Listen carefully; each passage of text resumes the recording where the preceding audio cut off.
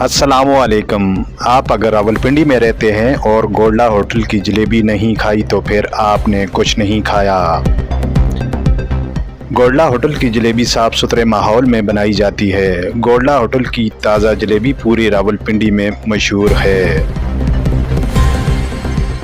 गोल्डा hotel की जलेबी रावलपिंडी में सबसे कम रेट में आपको मिलती है और ये ताज़ा बनती है। हाजी साहब की जलेबी के अलावा गोल्डा होटल की चाय भी बहुत मशहूर है और लोग दूर दूर से गोल्डा होटल की चाय पीने आते हैं। इसके अलावा गोल्डा होटल के खाने भी बहुत लजीज और ज़बरदस्त होते हैं।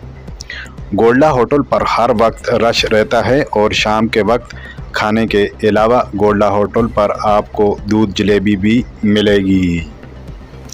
दूध जलेबी के फ़ायदे।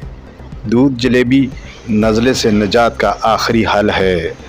दूध जलेबी न सिर्फ ताकत देती है बल्कि खून की कमी को भी पूरा करती है और जिस्म में खून बनाती है। इसके अलावा दूध जलेबी सर दर्द के लिए भी अच्छी रहती है। गोल्डा होटल की ताज़ा जलेबी आप आर्डर पर भी तैयार करवा सकते हैं। गोल्डा होटल, माला आफसाबाद, डोकासू, रावलपिंडी।